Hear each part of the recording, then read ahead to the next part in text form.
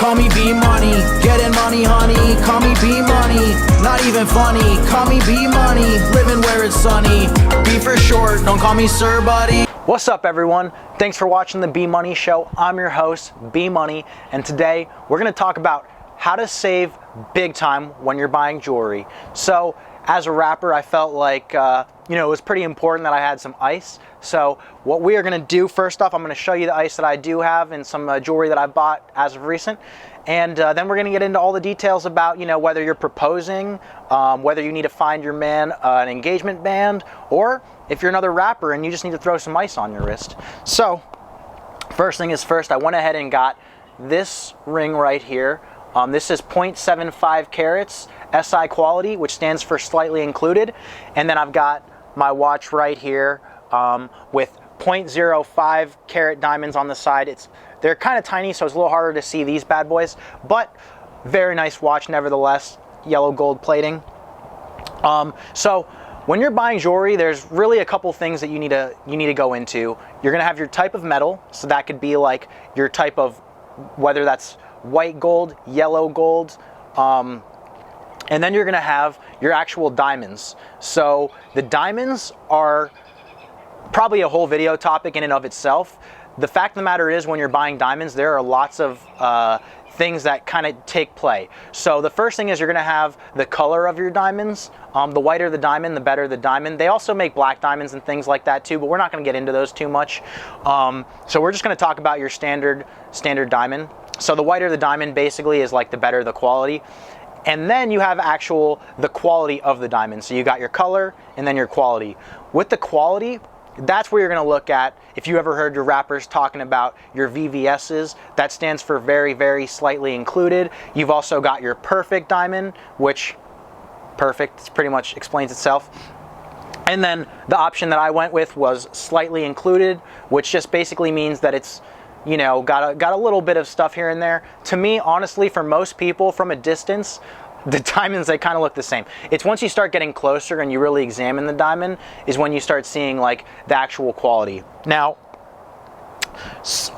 one thing that I always recommend, especially when you're first starting off buying jewelry, don't be afraid to look at lab-grown diamonds. So you got your actual diamonds, right? That's like made from the earth and all that good stuff. But with that said, lab-grown diamonds quality is like impeccable.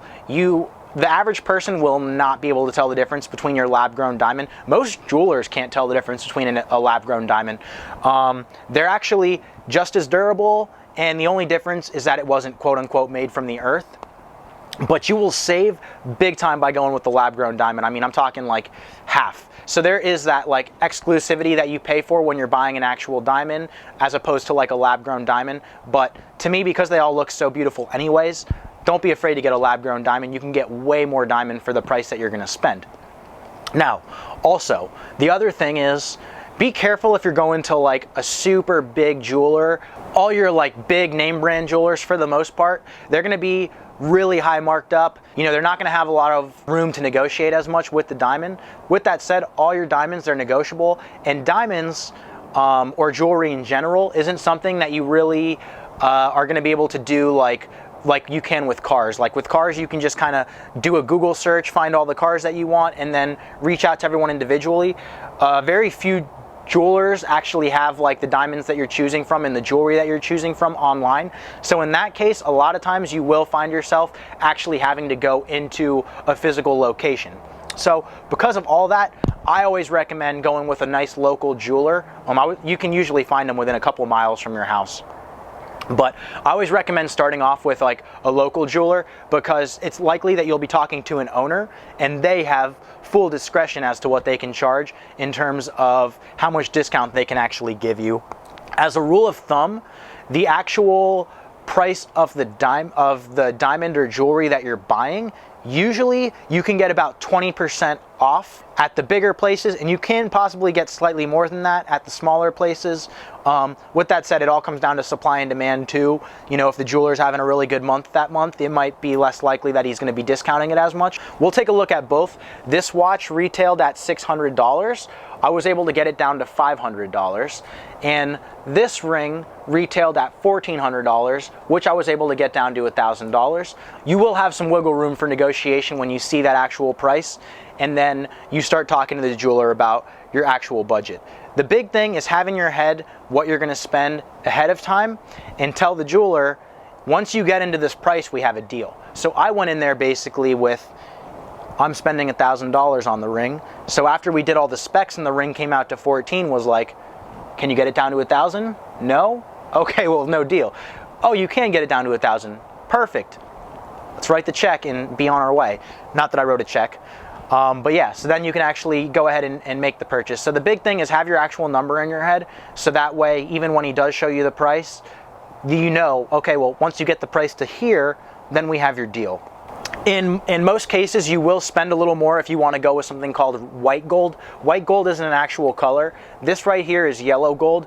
All your gold's going to be yellow, but they can change the color of the actual gold to white gold by doing what's called a rhodium plating. That does take upkeep, but it will give it that like nice metallic looking color.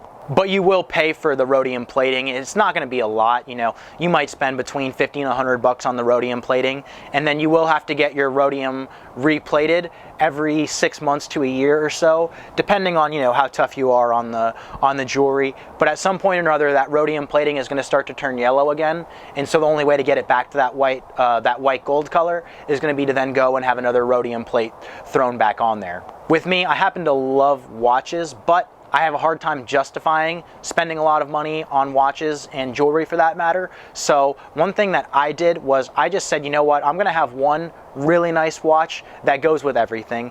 In my opinion, that's a lot better than having 5 kind of nice watches that you kind of mix and match outfits with. That's just how I do things. For some people, that might be perfect. But watch, if you are gonna get one watch, pick one that has a color that kind of goes with everything. And I did the same thing with the ring as well. I made sure that the watch and the ring all match up, and so that way it didn't really matter what I was wearing. No matter what, it's all gonna pretty much match. Now, for women, picking out your men's band. The price of the actual ring itself goes up exponentially as you increase the carat size. When I was first looking at the ring, we were looking at a full carat all around. That did go out of my price range, so that's when we started dropping it. Well, how do we get this ring to cost $1,000? And that's when we started, you know, dropping the carat size to the 0.75. And that, by the way, is total carats for all the diamonds. There's about like 11 or 12 diamonds on this ring. I haven't actually, it's somewhere around there. That is going to be where your price comes from. The gold is not going to be as much of where the price comes from. The other thing you're going to look at is the thickness of the actual metal, right? So like the thicker the ring that you have, the bigger the diamonds are going to have to be to kind of fit that ring and like make everything look good, because the last thing you're going to want is like too much gold around the sides, and it makes diamonds look super tiny. So you're going to want to like increase the size of the diamonds as you're increasing like the total width of the band itself. The same thing goes for men too. If you're buying your wife, future wife, to be in her engagement ring, you're really going to want to focus on like the actual width of the ring, because, you know, by making a thinner ring, you could essentially save more and spend more on the diamond itself. So depending on what you want to go with, if you're buying a men's band, it's a little bit more masculine if you're going to be having like thicker bands. And for women, a lot of times, you know, whatever, you'll talk to your wife about all that with what she actually wants in terms of whether she wants a bigger diamond or if she wants diamonds around the side of it.